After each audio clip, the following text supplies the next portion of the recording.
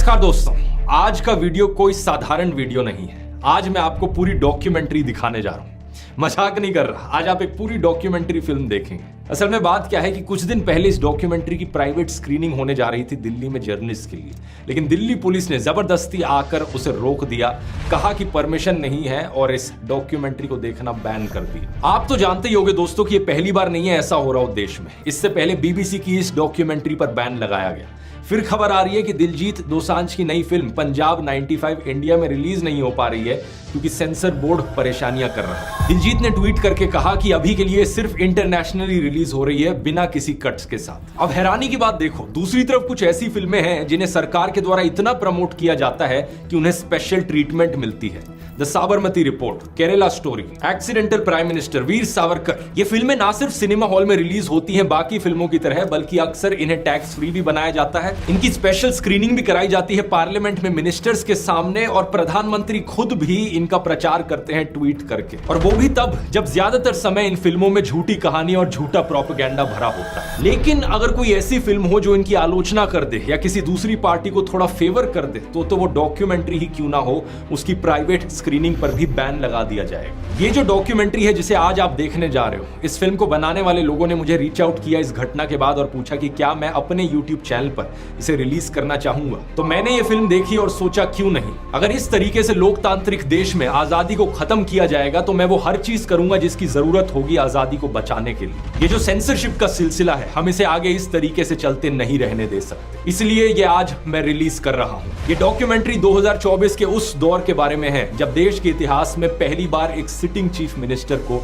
Arrest कर लिया गया था और एक ही केस में एक पॉलिटिकल पार्टी की सारी टॉप लीडरशिप जेल में डाल दी गई। और ये केस ऐसा जिसमें अभी तक कोई कन्विक्शन नहीं हुआ है और सुप्रीम कोर्ट ने बार बार डांट लगाई है ईडी और सीबीआई को। इस फिल्म का नाम है अनब्रेकेबल, और हालात इतनी खराब है दोस्तों कि इस फिल्म के डायरेक्टर वैसे तो इंटरनेशनल अवार्ड विनिंग डायरेक्टर हैं, लेकिन वो अपना नाम नहीं बताना चाहते क्योंकि उन्हें डर है कि इस फिल्म के रिलीज होने के बाद कहीं उन्हें हरासमेंट ना फेस करनी पड़े। तो आइए इसे देखते हैं। घर पर अपने पॉपकॉर्न बना लीजिए और इसे जमकर शेयर करना, ताकि इन लोगों को भी पता चले कि अगली बार लोगों के बोलने के अधिकार को, हमारी आवाज को, हमारे फ्रीडम ऑफ एक्सप्रेशन को दबाओगे तो जनता उसका मुंह तोड़ जवाब देगी।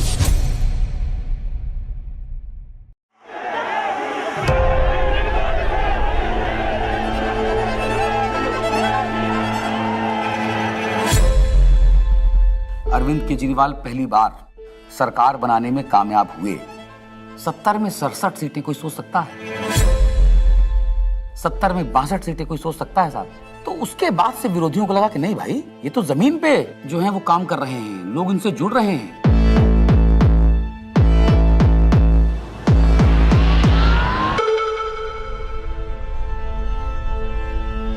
कहानी शुरू होती है तब से जहां से आम आदमी पार्टी ने पंजाब जीता। लोगों की भूख थी आम आदमी पार्टी की, उन्होंने कहा आम आदमी पार्टी हमें चाहिए, लोगों ने वोट दिया और पंजाब में आम आदमी पार्टी का जन्म हो गया। पंजाब के लोग जो हैं वो सच्चे बंदों को पसंद करते हैं और जिसके साथ दिल से जुड़ जाएं जुड़ जाएं।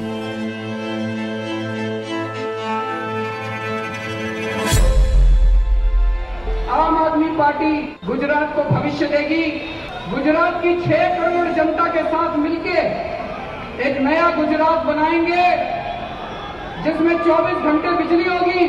और उसके बाद आम आदमी पार्टी गुजरात में जैसे ही घुसी तो वहां से एक दिल्ली के अंदर हमें चेंज आता हुआ दिखाई दिया।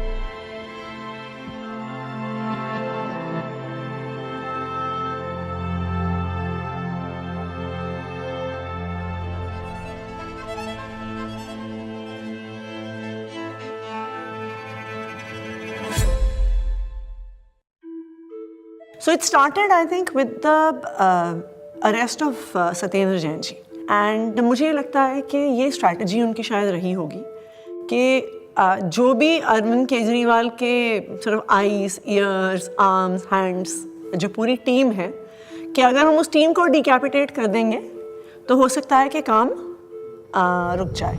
टेबल में बैठे होंगे बीजेपी के 3-4 लोग बड़े बड़े, बोले यार अब केजरीवाल को बेईमान साबित करने का क्या तरीका। किसी ने आइडिया दिया होगा कि कुछ घोटाला, बोले यार कोई घोटाला कैसे, कोई चिपकेगा नहीं इस आदमी पे। दिल्ली के स्वास्थ्य मंत्री सत्येंद्र जैन को ईडी ने हिरासत में लिया। एनफोर्समेंट डायरेक्टरेट ने सबसे पहले अरेस्ट होने वालों में मैं था।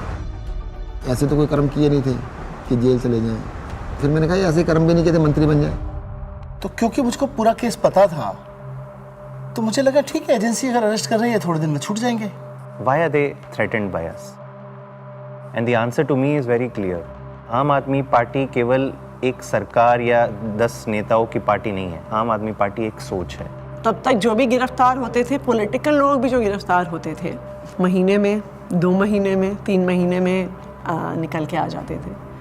तब हमने ये नहीं सोचा था कि इतना लंबा चलेगा। अब ये जानकारी मिल रही है कि मनीष सिसोदिया को गिरफ्तार कर लिया गया है। इस वक्त की बड़ी सीबीआई बुलाया जाता था, ईडी बुलाया जाता था, उनके घर पे रेड हुई, उनके बैंक के लॉकर पे रेड हुई, दिल्ली सचिवालय में उनके ऑफिस में रेड हुई, उनकी यहाँ तक कि उनके पैतृक गांव में भी सीबीआई और ईडी वाले पहुँच गए थे। देखिए हमें तो पता था कि आम आदमी पार्टी के किसी भी नेता के पास एक भी पैसा नहीं है, और मेरे ख्याल से आज ही ईडी और सीबीआई को भी पता है। मैं तो खुश था कि दिल्ली में एक ऐसी शराब पॉलिसी बनाई गई है जिसमें एक मॉल में 27 शराब की दुकानें थीं, वो अब कम हो जाएंगी और सरकार को रेवेन्यू बहुत ज़बरदस्त मिलेगा।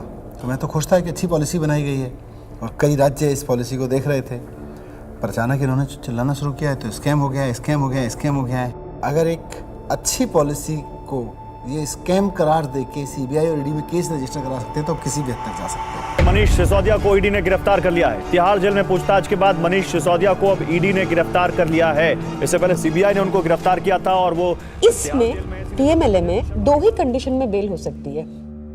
पहली कंडीशन या तो जो सरकार का इन्वेस्टिगेशन एजेंसी है वो कह दे कि केस नहीं। दूसरी कंडीशन बेल हो सकती है जब इन्वेस्टिगेशन एजेंसी द्वारा डाले गए सारे कागज जांच कर लिए जाएं। तो भाजपा की इन्वेस्टिगेशन एजेंसी क्या करती थी, लाखों की तादाद में कागज डाल दिए। अब जज साहब कितना टाइम लगाएंगे वो देखने को, 10 साल।